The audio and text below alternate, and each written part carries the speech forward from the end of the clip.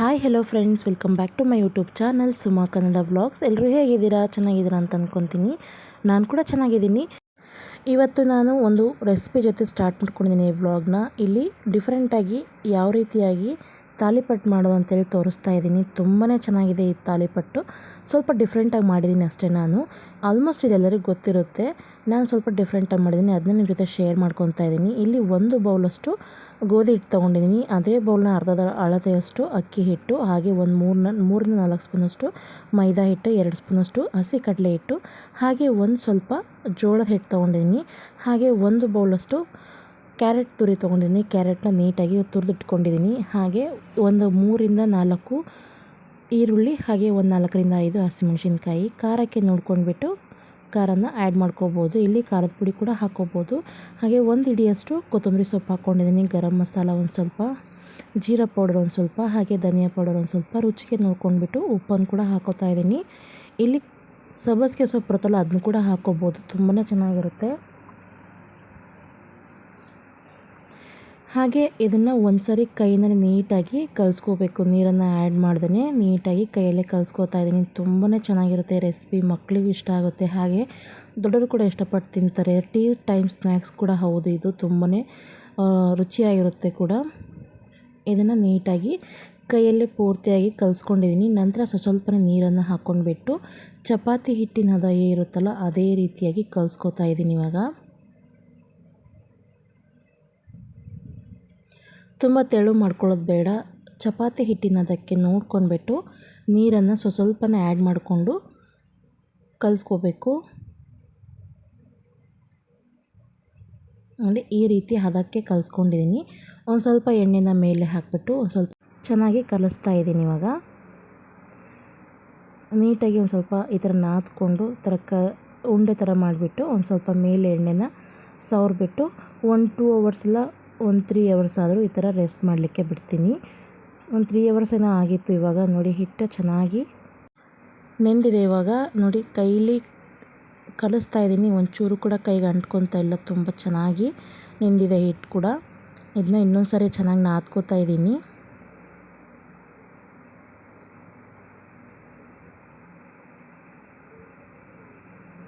ಇಲ್ಲಿ ಸ್ವಲ್ಪನೇ ತೊಗೊಂಡ್ಬಿಟ್ಟು ಉಂಡೆಗಳನ್ನ ಮಾಡ್ಕೊತಾ ಇದ್ದೀನಿ. ಈ ಹಿಟ್ಟಲ್ಲಿ ಬೇಕಿದ್ದರೆ ತಾಲಿಪಟ್ಟು ಬರುತ್ತಲ್ಲ, ಅದನ್ನು ಕೂಡ ಮಾಡ್ಬೋದು. ನಾನು ಇಲ್ಲಿ ತಾಲಿಪಟ್ಟು ಬದಲು ಎಣ್ಣೆಲಿ ಕರಿತಾ ಇದ್ದೀನಿ. ತಾಲಿಪಟ್ಟಾದರೆ ಹಂಚು ಮೇಲಿಟ್ಟು ಬೇಯಿಸಬೇಕು. ಇಲ್ಲಿ ಈ ಥರ ಸಣ್ಣದು ಉಂಡೆ ಮಾಡಿಬಿಟ್ಟು ಅದನ್ನ ಎಣ್ಣೆಲಿ ಕರೆದ್ರೆ ಆಯಿತು. ತುಂಬ ಚೆನ್ನಾಗಿ ಬರುತ್ತೆ. ಎಣ್ಣೆ ಕೂಡ ಬಿಸಿ ಮಾಡೋದಕ್ಕೆ ಇಟ್ಟಿದ್ದೀನಿ. ಈ ಥರ ಹೋಳಿಗೆ ಎಲ್ಲ ಬರುತ್ತಲ್ಲ, ಅದನ್ನ ತೊಗೊಂಡಿದ್ದೀನಿ. ಅದಕ್ಕೆ ಚೆನ್ನಾಗಿ ಒಂದು ಸ್ವಲ್ಪ ಎಣ್ಣೆನ ಹಚ್ಕೋತಾ ಇದ್ದೀನಿ. ಹಚ್ಕೊಂಡ್ಬಿಟ್ಟು ಸಣ್ಣದು ಉಂಡೆ ಬೇಕಿದ್ದರೆ ಸ್ವಲ್ಪ ದೊಡ್ಡದು ಕೂಡ ಮಾಡ್ಕೋಬೋದು. ಇಲ್ಲಿ ಗೊಂಬೆ ಕೂಡ ಕೈ ಹಿಡ್ಕೊಂಡು ತಿಂತಾಳೆ ಅಂತಂದ್ಬಿಟ್ಟು ಚಿಕ್ಕದಾಗಿ ನಾನು ಈ ಥರ ರೌಂಡ್ ಶೇಪಲ್ಲಿ ನಿಪ್ಪಟ್ಟು ಬರುತ್ತಲ್ಲ, ಆ ಥರ ಆದರೂ ಮಾಡ್ಕೋಬೋದು. ತುಂಬ ಚೆನ್ನಾಗಿ, ತುಂಬ ರುಚಿಯಾಗಿ, ತುಂಬ ಟೇಸ್ಟಿಯಾಗಿ ಕೂಡ ಇರುತ್ತೆ. ಟೀ ಟೈಮ್ ಸ್ನ್ಯಾಕ್ಸಿಗೆ ಇದು ಹೇಳಿ ಮಾಡಿಸಿದ್ದು ಅಂತಲೇ ಅನ್ಬೋದು. ಹಾಗೆ ಮಕ್ಕಳಿಗೆ ಏನಾರು ಕೇಳ್ತಾ ಇರ್ತಾರಲ್ಲ, ಅವಾಗ ಕೂಡ ಕೈಲಿ ಕೊಟ್ಟು ಅವರಿಗೆ ಸಮಾಧಾನ ಕೂಡ ಮಾಡ್ಬೋದು. ತುಂಬ ಚೆನ್ನಾಗಿ, ಟೇಸ್ಟಿಯಾಗಿ, ಹೆಲ್ತಿಯಾಗಿ ಕೂಡ ಇರುತ್ತೆ. ಅಂದರೆ ಇಲ್ಲಿ ಇದಕ್ಕೆ 5 ಥರದ ಹಿಟ್ಟು ಹಾಕಿದ್ದೀನಿ. ಬೇಕಿದ್ರೆ ರಾಗಿ ಹಿಟ್ಟು ಕೂಡ ಹಾಕ್ಕೋಬೋದು. ಅದು ಆಪ್ಷನ್ ನಿಮ್ಮದಾಗಿರುತ್ತೆ. ಜೊತೆಗೆ ಇಲ್ಲಿ ಕ್ಯಾರೆಟ್ ಕೂಡ ಹಾಕಿದ್ದೀನಿ. ಮಕ್ಕಳು ಕೂಡ ಕೊಡ್ಬೋದು. ತುಂಬಾ ಇಷ್ಟಪಟ್ಟು ತಿಂತಾರೆ. ಇವಾಗ ಸಮ್ಮರ್ ಆಗಿರೋದ್ರಿಂದ ಮಕ್ಕಳೆಲ್ಲ ಮನೆಯಲ್ಲೇ ಇರ್ತಾರೆ. ಸ್ಕೂಲಿಗೆಲ್ಲ ರಜೆ ಇರುತ್ತಲ್ಲ, ಏನಾರು ಕೇಳ್ತಾರೆ. ಈ ಥರ ಏನಾರು ಡಿಫ್ರೆಂಟಾಗಿ ಮಾಡಿಕೊಟ್ರೆ ಅವ್ರು ಕೂಡ ಇಷ್ಟಪಟ್ಟು ತಿಂತಾರೆ. ನಮಗೂ ಕೂಡ ಖುಷಿಯಾಗುತ್ತೆ. ಅದಕ್ಕೋಸ್ಕರ ಈ ಥರ ಏನಾದ್ರು ಸ್ಪೆಷಲಾಗಿ ಈ ಥರ ಮಾಡಿಕೊಟ್ರೆ ಮಕ್ಕಳು ಕೂಡ ಇಷ್ಟಪಟ್ಟು ತಿಂತಾರೆ, ದೊಡ್ಡವರು ಕೂಡ ಇಷ್ಟಪಟ್ಟು ತಿಂತಾರೆ ಅಂತಲೇ ಹೇಳ್ಬೋದು. ಗೊಂಬೆ ನಾನು ಈ ಥರ ಮಾಡೋದು ನೋಡಿಬಿಟ್ಟು ನಾನು ಮಾಡ್ತೀನಿ ಅಂತೇಳಿ ಹಿಟ್ಟೆಲ್ಲ ಕೆಳಗೆ ಹಾಕ್ತಾಯಿದ್ಲು. ಅವಳನ್ನ ಹೊರಗೆ ಕಳಿಸ್ಬಿಟ್ಟು ಕಿಚನ್ದು ಡೋರ್ ಹಾಕ್ಕೊಂಡು ನಾನು ಮಾಡ್ತಾಯಿದ್ದೀನಿ. ಈ ಥರ ಎಣ್ಣೆಲಿ ಯಾರು ಮಾಡ್ತಾ ಇರುವಾಗ ಚಿಕ್ಕ ಮಕ್ಕಳಿದ್ದಾಗ ತುಂಬ ಕೇರ್ಫುಲ್ಲಾಗಿರಬೇಕು. ಏನಾರು ಒಂಚೂರು ಟಚ್ ಆಯಿತು, ನಾವೇ ಕೈ ಟಚ್ ಆಗಿ ಏನಾರು ಬಿತ್ತು ಅಂದಾಗ ತುಂಬಾ ಡೇಂಜರಸ್. ಅದು ಬಿಸಿ ಎಣ್ಣೆ ಇದ್ದಾಗ ಮಕ್ಕಳನ್ನ ಸ್ವಲ್ಪ ಜೋಪಾನವಾಗಿ ನೋಡಿಕೊಂಡು ಮಾಡ್ಕೋಬೇಕು. ಏಕೆಂದರೆ ಈ ಥರ ಇನ್ಸಿಡೆಂಟ್ಗಳು ತುಂಬಾ ಆಗಿದ್ದಾವೆ. ಅದಕ್ಕೋಸ್ಕರ ಲಟ್ಟಣಿಗೆಲ್ಲಿ ಕೂಡ ಇದನ್ನ ಲಟ್ಟಿಸ್ಕೋಬೋದು. ತುಂಬ ಈಸಿಯಾಗಿ ಆಗುತ್ತೆ. ಇಲ್ಲಿ ನಾನು ಚಿಕ್ಕದು ಬೇಕು ಅಂತ ಹೇಳ್ಬಿಟ್ಟು ಕೈಯಲ್ಲೇ ಈ ಥರ ತಟ್ಕೋತಾ ಇದ್ದೀನಿ. ಬೇಕಿದ್ರೆ ಲಟ್ಟಣಿಗೆಯಲ್ಲಿ ಸ್ವಲ್ಪ ಅಗಲವಾಗಿ ಹಪ್ಪಳ ಬರುತ್ತಲ್ಲ, ಆ ಥರ ಸೈಜಲ್ಲಿ ಕೂಡ ನೀವು ಮಾಡ್ಕೋಬೋದು. ಇಲ್ಲಿ ನಾನು ಮಾಡ್ತಾ ಇದ್ದದನ್ನ ಗೊಂಬೆ ಹಾಳು ಮಾಡ್ತಾಯಿದ್ಲು. ಅವ್ರ ಡ್ಯಾಡಿ ಕೂಡ ಮನೇಲಿ ಇದ್ರಲ್ಲ, ಕರ್ಕೊಂಡೋಗ್ರಿ ಹೊರಗೆ ಅಂತ ಹೇಳ್ಬಿಟ್ಟು ಕಿಚನ್ ರೂಮ್ನ ಲಾಕ್ ಮಾಡಿದ್ದೀನಿ ನಾನು. ಇವಾಗ ಇದನ್ನು ಹಸ್ಬೆಂಡ್ ಅಮ್ಮ ಮಾಡಿದರು ಊರಲ್ಲಿದ್ದಾಗ. ಅದನ್ನ ನೋಡ್ಕೊಂಡ್ಬಿಟ್ಟು ನಾನು ಕೂಡ ಟ್ರೈ ಮಾಡಿದ್ದೀನಿ. ಅವರು ಹೇಳ್ಕೊಟ್ಟಿದ್ರು ನನಗೆ. ಒಂದು ಸಾರಿ ಮಾಡಿದ್ದೆ. ಫಸ್ಟ್ ಟೈಮ್ ಮಾಡಿದಾಗ ಅಷ್ಟು ಚೆನ್ನಾಗಿ ಬಂದಿರಲಿಲ್ಲ. ಅದಕ್ಕೋಸ್ಕರ ಇವಾಗ ಸೆಕೆಂಡ್ ಟೈಮ್ ನೋಡೋಣ ಅಂತ ಹೇಳ್ಬಿಟ್ಟು ನೀಟಾಗಿ ಮಾಡಿದ್ದೀನಿ. ತುಂಬ ಚೆನ್ನಾಗಿ ಕೂಡ ಬಂದಿತ್ತು. ನಮ್ಮೂರಲ್ಲಿ ತಾಲಿಪಟ್ಟು ಅಂತಂದರೆ ಉದ್ದುಬಿಟ್ಟು ಈ ಥರ ಹಂಚು ಮೇಲೆ ಬೇಯಿಸ್ತಾ ಇದ್ರಲ್ಲ, ಅದಕ್ಕೆ ತಾಲಿಪಟ್ಟು ಅಂತ ಇದ್ವಿ. ಇದು ಡಿಫ್ರೆಂಟ್ ಆಗಿದೆ ಅಂತ ಹೇಳ್ಬಿಟ್ಟು ನಿಮ್ಮ ಜೊತೆ ಶೇರ್ ಮಾಡ್ಕೊತಾ ಇದ್ದೀನಿ. ನೀವು ಕೂಡ ಒಂದ್ಸರಿ ಟ್ರೈ ಮಾಡಿ ನೋಡಿ ಹೇಗೆ ಬಂತು ಅಂತೇಳಿ ನನಗೆ ಕಾಮೆಂಟ್ ಮಾಡೋದನ್ನ ಮರಿಬೇಡಿ. ತುಂಬ ಚೆನ್ನಾಗಿ ಕ್ರಿಸ್ಪಿಯಾಗಿ ಕೂಡ ಇತ್ತು. ಇದು ಟೀ ಟೈಮ್ ಜೊತೆ ತುಂಬ ಚೆನ್ನಾಗಿರುತ್ತೆ. ಹಾಗೆ ಇವಾಗ ಸಮ್ಮರ್ ಅಲ್ವಾ, ಮಕ್ಕಳಿಗೆ ಕೂಡ ಕೊಡ್ಬೋದು.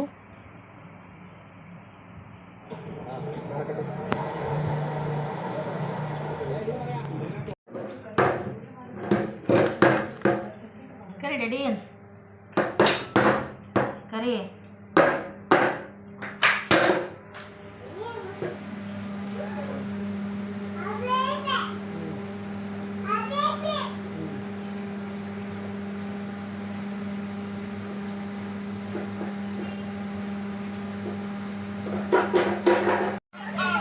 ಮಾಡು.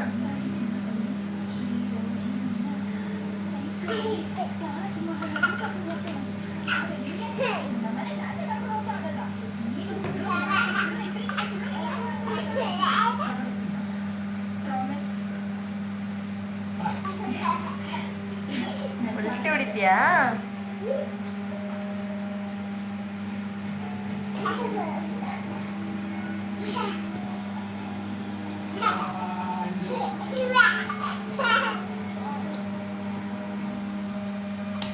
ಇವತ್ತು ತಮ್ಮಂದು ಬರ್ತ್ಡೇ ಇತ್ತು. ಒಂದು ಸ್ವಲ್ಪ ಕೇಕ್ ತರೋಣ ಅಂತೇಳ್ಬಿಟ್ಟು ಹಸ್ಬೆಂಡು, ನಾನು ಮತ್ತು ಗೊಂಬೆ ಹೋಗ್ತಾ ಇದ್ದೀವಿ.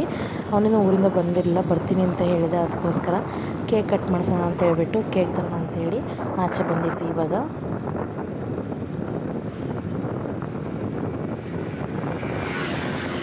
9 ಗಂಟೆಯಲ್ಲಿ 9:30 ಬರ್ತೀನಿ ಅಂತ ಹೇಳಿದ್ದ ತಮ್ಮ. ಅವ್ನು ಬರೋ ಅಷ್ಟರಲ್ಲಿ 2 ಗಂಟೆನೂ ಆಯಿತು.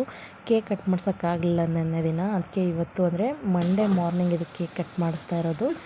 ತುಂಬ ಸಿಂಪಲ್ಲಾಗಿ ಚೆನ್ನಾಗೇ ಆಯಿತು. ಅಲ್ಲಿ ಊರಿಂದ ಬರೋ ಅಷ್ಟರಲ್ಲಿ ಸ್ವಲ್ಪ ಲೇಟ್ ಆಯ್ತಲ್ಲ, ಅದಕ್ಕೋಸ್ಕರ ಬರೋದು ಕೂಡ ಲೇಟ್ ಆಯಿತು.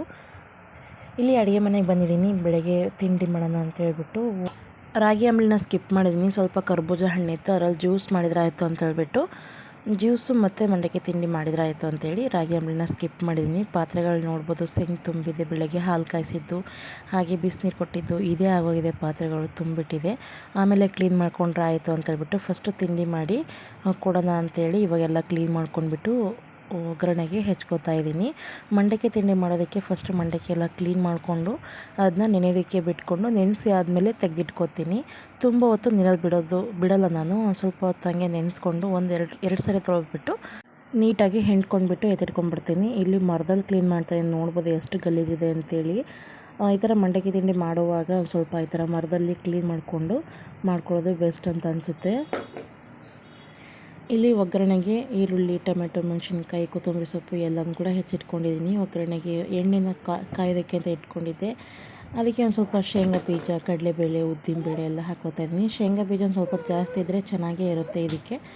ಅದಕ್ಕೆ ಸ್ವಲ್ಪ ಇವಾಗೆಲ್ಲ ಫ್ರೈ ಮಾಡ್ಕೊತಾ ಇದ್ದೀನಿ. ನೀಟಾಗಿ ಫ್ರೈ ಆದರೆ ಚೆನ್ನಾಗಿರುತ್ತೆ ಅಂತೇಳ್ಬಿಟ್ಟು ಈರುಳ್ಳಿ, ಮೆಣಸಿನ್ಕಾಯಿ, ಟೊಮೆಟೊ ಎಲ್ಲ ಹಾಕಿದ್ದೀನಿ. ಟೊಮೆಟೊ ಸ್ವಲ್ಪ ಲೇಟಾಗಿ ಹಾಕಬೇಕು. ಇಲ್ಲಿ ನಾನು ಸ್ವಲ್ಪ ಬೇಗನೆ ಹಾಕಿಬಿಟ್ಟೆ, ಟೈಮ್ ಆಗಿತ್ತು ಅಂತೇಳ್ಬಿಟ್ಟು ಅದನ್ನು ಚೆನ್ನಾಗಿ ಬೇಯಿಸ್ಕೊತೀನಿ. ಅದು ಬೇಯುವಾಗಲೇ ಜೊತೆಗೇನಲ್ಲಿ ಮೆಸ್ಮೆಲ್ಲ ಜ್ಯೂಸ್ ಮಾಡೋಣ ಅಂತೇಳ್ಬಿಟ್ಟು ಹೆಚ್ಚಿಟ್ಕೋತಾ ಇದ್ದೀನಿ. ಹೆಚ್ಚಿಟ್ಕೊಂಡು ಬೇಗ ಕ್ವಿಕ್ಕಾಗಿ ಮಾಡೋಣ ಅಂತೇಳಿ ಟೈಮ್ ಆಗಿತ್ತು ಅಂತ ಹೇಳ್ತಾಯಿದ್ರು. ಅದಕ್ಕೆ ಕ್ವಿಕ್ಕಾಗಿ ಮಾಡೋಣ ಅಂತೇಳಿ ಬೀಜ ಎಲ್ಲ ಸಪ್ರೇಟ್ ಮಾಡಿಬಿಟ್ಟು ಸ್ವಲ್ಪ ಗಟ್ಟಿನೇ ಇತ್ತು ಹಣ್ಣು, ಸ್ವೀಟ್ ಇತ್ತು. ಆದರೆ ಅದನ್ನ ಕ್ಲೀನ್ ಮಾಡೋ ಅಷ್ಟರಲ್ಲಿ ಒಗ್ಗರಣೆ ಕೂಡ ಆಗಿತ್ತು. ಅದಕ್ಕೆ ಸ್ವಲ್ಪ ಅರಶಿನ, ಉಪ್ಪೆಲ್ಲ ಹಾಕಿಬಿಟ್ಟು ಕಲಸಿಟ್ಕೊಂಡಿದ್ದೀನಿ. ಮಂಡಕ್ಕಿ ನೋಡ್ಬೋದು ಚೆನ್ನಾಗಿ ನೆಂದಿದೆ. ಇವಾಗ ಈ ಥರ ಆಗಿತ್ತು ಅಂತಂದರೆ ತುಂಬ ಚೆನ್ನಾಗಿ ಕೂಡ ಬರುತ್ತೆ. ಇಲ್ಲಿ ಹಣ್ಣನ್ನು ಸ್ವಲ್ಪ ಕುಯ್ದುಬಿಟ್ಟು ಈ ಥರ ಎಲ್ಲ ಕಟ್ ಮಾಡ್ಕೊತಾ ಇದ್ದೀನಿ. ಮೆತ್ತಗಿರಲ್ಲ, ಸ್ವಲ್ಪ ಗಟ್ಟಿ ಇತ್ತು, ಸ್ಪೂನಲ್ಲಿ ತೆಗಿಯೋಕ್ಕೆ ಬರಲಿಲ್ಲ. ಅದಕ್ಕೋಸ್ಕರ ಈ ಥರ ನೈಫಲ್ಲೇ ತೆಗಿತಾ ಇದ್ದೀನಿ.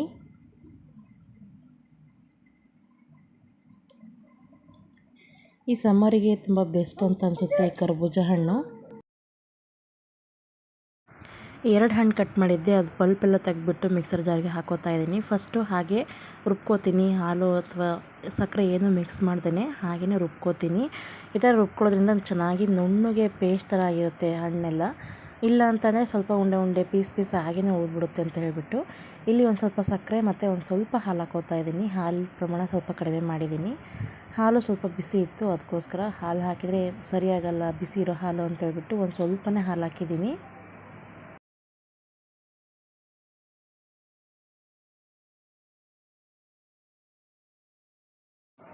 ಜ್ಯೂಸ್ ನೋಡ್ಬೋದು ಎಷ್ಟು ಚೆನ್ನಾಗಾಗಿತ್ತು ಅಂತೇಳ್ಬಿಟ್ಟು, ತುಂಬ ಚೆನ್ನಾಗಿತ್ತು. ಹಣ್ಣು ಕೂಡ ತುಂಬ ಸ್ವೀಟಾಗಿತ್ತು, ಅದಕ್ಕೋಸ್ಕರ ಸಕ್ಕರೆನೂ ಕೂಡ ಸ್ವಲ್ಪ ಕಡಿಮೆನೇ ಹಾಕಿದ್ದೀನಿ.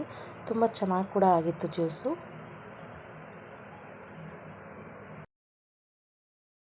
ಹಸ್ಬೆಂಡು ತಿಂಡಿ ಏನು ಬೇಡ ಸ್ವಲ್ಪ ಜ್ಯೂಸ್ ಕೊಡು ಅಂತ ಹೇಳಿದ್ರು, ಅದಕ್ಕೆ ಅವ್ರು ಫಸ್ಟು ಜ್ಯೂಸ್ ಕೊಡ್ತಾಯಿದ್ದೀನಿ ಅವರಿಗೆ. ನೆಕ್ಸ್ಟ್ ನಾನು ತಿಂಡಿನ ಕಲಿಸ್ಕೊತಾ ಇದ್ದೀನಿ. ಇಲ್ಲಿ ಒಗ್ಗರಣೆ ಎಲ್ಲ ಆಗಿತ್ತಲ್ಲ, ಸ್ವಲ್ಪ ಜಾಸ್ತಿ ಇತ್ತು ಒಗ್ಗರಣೆ. ಅದನ್ನೆಲ್ಲ ಒಂದು ಬೌಲಿಗೆ ತೆಗೆದಿಟ್ಕೊಂಡು ಎಷ್ಟು ಬೇಕೋ ನೋಡಿಕೊಂಡು ನನಗೂ ಮತ್ತು ತಮ್ಮಂಗೂ ಕಲಿಸ್ಕೊತಾ ಇದ್ದೀನಿ. ತುಂಬ ಚೆನ್ನಾಗಿತ್ತು, ಇದು ತುಂಬ ಟೇಸ್ಟಿಯಾಗಿ ಕೂಡ ಆಗಿತ್ತು. ಇದನ್ನೆಲ್ಲ ಕಲಿಸ್ಕೊಂಡಾದ್ಮೇಲೆ ಗ್ಯಾಸ್ ಫ್ಲೇಮ್ನ ಸ್ವಲ್ಪ ಮೀಡಿಯಮ್ ಇಟ್ಕೊಂಡೇ ಕಲಿಸ್ಕೋಬೇಕು. ಸ್ವಲ್ಪ ಬಿಸಿಯಾಗಿರಬೇಕಲ್ವ, ಅದಕ್ಕೋಸ್ಕರ ಗ್ಯಾಸ್ ಫ್ಲೇಮ್ನ ಹೈ ಇಟ್ಕೊಂಡ್ವಿ ಅಂತಂದರೆ ಕೆಳಗೆ ಒತ್ತೋಗುತ್ತೆ ಅಂತೇಳ್ಬಿಟ್ಟು ಸ್ವಲ್ಪ ಮೀಡಿಯಮ್ ಇಟ್ಕೊಂಡ್ಬಿಟ್ಟು ಕಲಿಸ್ಕೋತಾ ಇದ್ದೀನಿ. ಲಾಸ್ಟಿಗೆ ಇವಾಗ ಸ್ವಲ್ಪ ಹುರ್ಗಡ್ಲೆ ಹಿಟ್ಟಿರುತ್ತಲ್ಲ ಅದನ್ನು ಕೂಡ ಹಾಕ್ತಾಯಿದ್ದೀನಿ. ಹುರ್ಗಡ್ಲೆ ಹಿಟ್ಟು ಕೂಡ ಹಾಕ್ಕೋಬೋದು, ಹಾಗೆ ಕಾಯಿ ತುರಿ ಇರುತ್ತಲ್ಲ ಅದನ್ನು ಕೂಡ ಹಾಕ್ಕೋಬೋದು. ತುಂಬ ಟೇಸ್ಟಿಯಾಗಿ ಕೂಡ ಇರುತ್ತೆ. ಈ ಹುರ್ಗಡ್ಲೆ ಹಿಟ್ಟು ಈ ಥರ ಮಂಡಕ್ಕಿ ತಿಂಡಿಗೆಲ್ಲ ತುಂಬಾ ಚೆನ್ನಾಗಿರುತ್ತೆ. ನೀವು ಕೂಡ ಒಂದ್ಸಲ ಟ್ರೈ ಮಾಡಿ ನೋಡಿ. ಇವಾಗ ತಮ್ಮಂಗೆ ಮತ್ತು ನನಗೆ ತಿಂಡಿನ ಹಾಕ್ಕೋತಾ ಇದ್ದೀನಿ. ತಮ್ಮಂಗೆ ಕೂಡ ಟೈಮ್ ಆಗಿತ್ತು ಅಂತ ಹೇಳ್ತಾ ಇದ್ದೆ, ಅದಕ್ಕೋಸ್ಕರ ಫಸ್ಟ್ ಅವನಿಗೆ ಹಾಕ್ಕೊಟ್ಬಿಟ್ಟು ನೆಕ್ಸ್ಟ್ ನಾನು ಹಾಕ್ಕೊಂಡು ತಿಂದಾಯಿತು ಅಂತ ಹೇಳ್ಬಿಟ್ಟು. ಟೈಮ್ ಆಗಲೇ 10 ಗಂಟೆನೂ ಆಗಿತ್ತು, ಅದಕ್ಕೋಸ್ಕರ ಬೇಗ ತಿಂಡಿ ಕೂಡ ಹಾಕ್ಕೊಡ್ತಾ ಇದ್ದೀನಿ.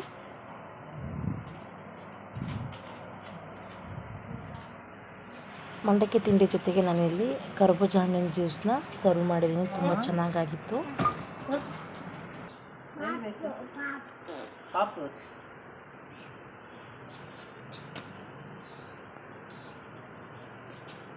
ಕೇಳಬೇಕು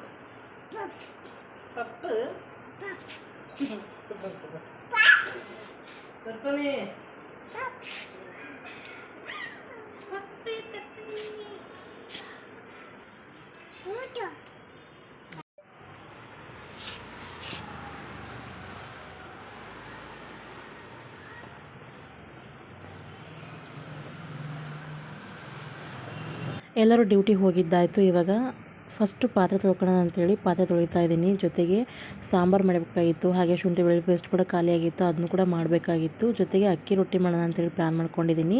ಕೆಂಪು ಚಟ್ನಿ ಇತ್ತು, ಅದಕ್ಕೆ ಕಾಂಬಿನೇಷನ್ನಾಗಿ ಅಕ್ಕಿ ರೊಟ್ಟಿ ಚೆನ್ನಾಗಿರುತ್ತೆ ಅಂತೇಳಿ ಅದನ್ನು ಕೂಡ ಮಾಡಬೇಕಾಗಿತ್ತು. ಜೊತೆಗೆ ಈ ಪಾತ್ರೆಗಳಿದ್ಬಿಟ್ರೆ ಏನು ಕೆಲಸ ಕೂಡ ಮಾಡೋಕ್ಕೆ ಮನಸ್ಸಾಗಲ್ಲ, ಅದಕ್ಕೋಸ್ಕರ ಫಸ್ಟು ಪಾತ್ರೆನ ವಾಶ್ ಮಾಡ್ಕೊತಾ ಇದ್ದೀನಿ.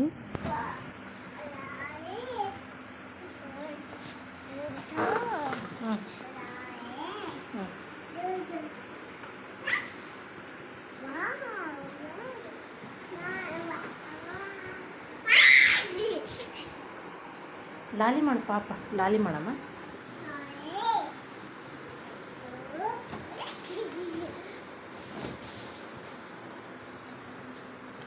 ಉಪ್ಪ ಕೊಡು, ಉಪ್ಪ ಕೊಡು.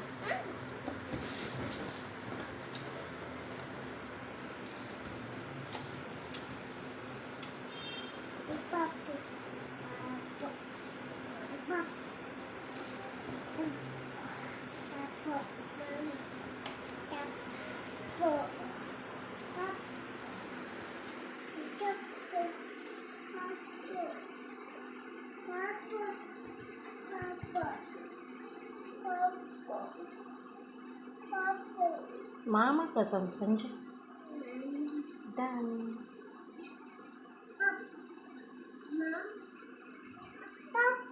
ಹೇಳೋದಕ್ಕೆ ಹೇಳು ಹೇಳು.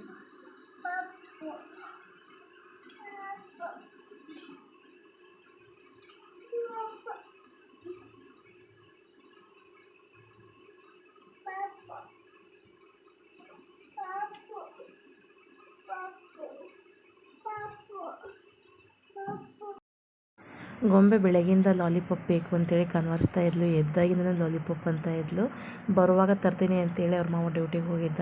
ಇಲ್ಲಿ ನಾನು ಪಾತ್ರೆ ತೊಳ್ಕೊತಾನೆ ಅವಳನ್ನ ನೋಡ್ತಾ ಇದ್ದೆ. ಏನಂತಂದರೆ ನಾನು ಇಲ್ಲಿ ಒಳಗಿದ್ದೆ ಅಂತಾರೆ ಏನಾದ್ರು ಕಿತಾಪತಿ ಮಾಡ್ತಿರ್ತಾಳೆ ಅಂತ ಹೇಳ್ಬಿಟ್ಟು ಅವಳ ನೋಡ್ಕೊತಾನೆ ಅವಳು ಅರ್ಧಂಬರ್ಧ ಪಾತ್ರೆ ತೊಳೆಯೋದು, ಅವಳು ನೋಡೋದು, ಈ ಥರ ಮಾಡ್ಕೊತ ಕೆಲಸಗಳನ್ನ ಮಾಡ್ಕೊತೀನಿ. ಇಲ್ಲಿ ಪಾತ್ರೆಗಳು ತೊಳೆದಾಯಿತು, ಹಾಗೆ ಕಿಚನ್ ಕೂಡ ಕ್ಲೀನ್ ಮಾಡಾಯಿತು. ಜೊತೆಗೆ ಇಲ್ಲಿ ಕ್ಯಾರೆಟು, ಬೀನ್ಸು ಮತ್ತು ಹುರುಳಿಕಾಳು ಹಾಕಿ ಬೇಯಿಸಿಟ್ಕೊಂಡಿದ್ದೆ ಸಾಂಬಾರು ಮಾಡೋಣ ಅಂತೇಳಿ. ಜೊತೆಗೆ ಅದಕ್ಕೆ ಮಸಾಲೆ ಕೂಡ ಫ್ರೈ ಮಾಡಿ ಇಟ್ಕೊಂಡಿದ್ದೀನಿ. ಇವಾಗ ಮಿಕ್ಸರ್ ಜಾರಿಗೆ ಹಾಕ್ಕೊಂಡು ರುಬ್ಬಿ ಇವಾಗ ಸಾಂಬಾರನ್ನ ಮಾಡ್ಕೋತೀನಿ. ಮಸಾಲೆ ಎಲ್ಲ ರುಬ್ಬಿದ್ದಾಯಿತು. ಇವಾಗ ಬೆಂದಿದೆ ತರಕಾರಿ ಮತ್ತು ಹುರುಳಿಕಾಳೆಲ್ಲ ಬೆಂದಿದೆ. ಇವಾಗ ಅದಕ್ಕೆ ಮಸಾಲೆನ ಹಾಕಿಬಿಟ್ಟು ನೀರನ್ನು ಕನ್ಸಿಸ್ಟೆನ್ಸಿ ನೋಡ್ಕೊಂಡ್ಬಿಟ್ಟು ಹಾಕ್ಕೋತೀನಿ. ಇದನ್ನ ಮುದ್ದೆಗೆ ಮಾಡ್ತಾ ಇರೋದು ಸಾಂಬಾರು, ಸ್ವಲ್ಪ ಗಟ್ಟಿ ಇರಲಿ ಅಂತೇಳಿ ಗಟ್ಟಿಯಾಗಿ ಮಾಡ್ಕೋತಾ ಇದ್ದೀನಿ.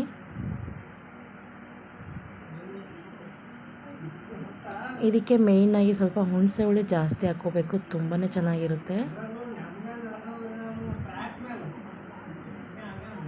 ಜೊತೆಗೆ ಫ್ರೈ ಮಾಡಿದ್ನಲ್ಲ ಬಾಣಲೆಯಲ್ಲಿ ಸ್ವಲ್ಪ ಮಸಾಲೆ ಹಾಗೆ ಇತ್ತು, ಸಾಂಬಾರು ಪುಡಿ ಖಾರ ಪುಡಿ ಹಾಕಿದ್ದು ಹಾಗೆ ಇತ್ತು.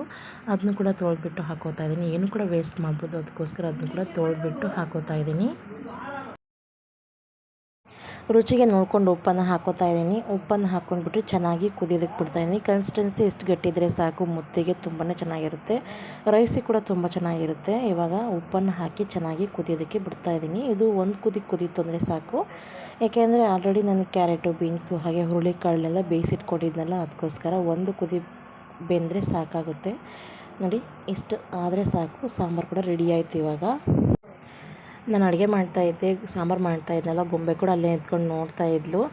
ಹಾಗೆ ಶುಂಠಿ ಬೆಳ್ಳುಳ್ಳಿ ಪೇಸ್ಟ್ ಕೂಡ ರೆಡಿ ಮಾಡ್ಕೊತಾ ಇದ್ದೀನಿ. ಬೆಳ್ಳುಳ್ಳಿನ ಬಿಡಿಸಿಟ್ಕೊಂಡಿದ್ದೆ, ಶುಂಠಿ ಕೂಡ ನೀಟಾಗಿ ವಾಶ್ ಮಾಡಿಟ್ಕೊಂಡಿದ್ದೀನಿ. ಅಂದರೆ ಮಣ್ಣೆಲ್ಲ ಇರುತ್ತಲ್ಲ ಅದೆಲ್ಲ ನೋಡಿಕೊಂಡು ವಾಶ್ ಮಾಡಿ ಇವಾಗ ಸ್ವಲ್ಪ ನೀರು ಹಾಕ್ಕೊಂಡ್ಬಿಟ್ಟು ರುಬ್ಬಿಟ್ಕೊಂಡಿದ್ದೀನಿ. ಒಂದು ಬಾಕ್ಸ್ ಇದು ಮಾಡಿಕೊಂಡೆ ಅಂತಂದರೆ ನಂಗೆ ಒಂದು ತಿಂಗಳಾದರೂ ಬರುತ್ತೆ. ಇದು ಸ್ವಲ್ಪ ನೀರನ್ನು ಹಾಕ್ಕೊಂಡು ಕೂಡ ರುಬ್ಬಿಟ್ಕೊಂಡಿದ್ದೀನಿ. ತುಂಬ ಪೇಸ್ಟ್ ಈ ರೀತಿಯಾಗಿ ಆಯಿತು ಅಂದರೆ ತುಂಬ ಚೆನ್ನಾಗಿ ಆಗುತ್ತೆ ಇದು ಶುಂಠಿ ಬೆಳ್ಳುಳ್ಳಿ ಪೇಸ್ಟು. ರೈಸ್ ಐಟಮ್ಗೆ, ಪಲ್ಯಕ್ಕೆ, ಗ್ರೇವಿಗೆ ಈ ಥರ ಏನಾದ್ರು ಮಾಡಿದಾಗ ಒಂದು ಸ್ವಲ್ಪ ಶುಂಠಿ ಬೆಳ್ಳುಳ್ಳಿ ಪೇಸ್ಟ್ ಹಾಕಿದ್ವಿ ಅಂತಂದಾಗ ಸ್ವಲ್ಪ ರುಚಿ ಚೆನ್ನಾಗಿ ಆಗುತ್ತೆ. ಅದಕ್ಕೋಸ್ಕರ ಶುಂಠಿ ಬೆಳ್ಳುಳ್ಳಿ ಪೇಸ್ಟ್ನ ಯಾವಾಗಲೂ ಸ್ಟೋರ್ ಮಾಡಿಟ್ಕೊಂಡಿರ್ತೀನಿ. ಗೊಂಬೆ ಚಪಾತಿ ಕೇಳ್ತಾ ಇದ್ಲು. ಚಪಾತಿ ನಾನು ಎಸ್ಟರ್ಡೇ ಮಾಡಿದ್ದೆ, ಅದಕ್ಕೋಸ್ಕರ ಇವಾಗ ಅಕ್ಕಿ ರೊಟ್ಟಿ ಮಾಡ್ತಾಯಿದ್ದೀನಿ. ಅವಳು ಅನ್ನ ಇಷ್ಟಪಡೋಕ್ಕಿಂತ ಈ ಥರ ಚಪಾತಿ ರೊಟ್ಟಿ ಈ ಥರ ಜಾಸ್ತಿ ಇಷ್ಟಪಟ್ಟು ತಿಂತಾಳೆ. ಅದಕ್ಕೋಸ್ಕರ ಯಾವಾಗಲೂ ಈ ಥರ ಚಪಾತಿ ರೊಟ್ಟಿನ ಮಾಡಿಕೊಡ್ತಾ ಇರ್ತೀನಿ ನಾನು ಅವಳಿಗೆ. ಇವಾಗ ಅಕ್ಕಿ ರೊಟ್ಟಿ ಮಾಡ್ತಾಯಿದ್ದೀನಿ, ತುಂಬ ಚೆನ್ನಾಗಿ ಕೂಡ ಆಗಿತ್ತು. ಒಂದು 5ರಿಂದ 6 ಅಷ್ಟೇ ರೊಟ್ಟಿ ಮಾಡಿದ್ದು ನಾನು, ತುಂಬ ಚೆನ್ನಾಗಿ ಕೂಡ ಆಗಿತ್ತು. ಇವಾಗ ಗೊಂಬೆಗೆ ಸ್ನಾನ ಮಾಡಿಸ್ಬಿಟ್ಟು ಸ್ವಲ್ಪ ರೊಟ್ಟಿ ತಿನ್ನಿಸ್ಬಿಟ್ಟು ಮಲಗಿಸ್ತೀನಿ. ಒಂದು 2 ಅವರ್ಸ್ ಆದರೂ ಮಲಗ್ತಾಳೆ. ಈ ನನ್ನ ಚಾನಲ್ನ ಹೊಸದಾಗಿ ನೋಡ್ತಾ ಇದ್ದರೆ ಪ್ಲೀಸ್ ಚಾನಲ್ನ ಸಬ್ಸ್ಕ್ರೈಬ್ ಮಾಡ್ಕೊಳ್ಳಿ, ಹಾಗೆ ಬೆಲ್ ಐಕನ್ ಕೂಡ ಕ್ಲಿಕ್ ಮಾಡ್ಕೊಳ್ಳಿ. ನಾನು ನೆಕ್ಸ್ಟ್ ಹಾಕುವಂಥ ವ್ಲಾಗ್ಸ್ ನಿಮಗೆ ನೋಟಿಫಿಕೇಷನ್ ಬರುತ್ತೆ. ಜೊತೆಗೆ ನಿಮ್ಮ ಫ್ರೆಂಡ್ಸು, ಫ್ಯಾಮಿಲಿ ಜೊತೆ ಕೂಡ ಶೇರ್ ಮಾಡ್ಕೊಳ್ಳಿ. ನನ್ನ ವ್ಲಾಗ್ ಇಷ್ಟ ಆಯಿತು ಅಂದರೆ ಪ್ಲೀಸ್ ಲೈಕ್ ಮಾಡೋದನ್ನ ಮರಿಬೇಡಿ, ಹಾಗೆ ಹೇಗಿದೆ ಅಂತೇಳಿ ಕಾಮೆಂಟ್ ಮಾಡೋದು ಕೂಡ ಮರಿಬೇಡಿ.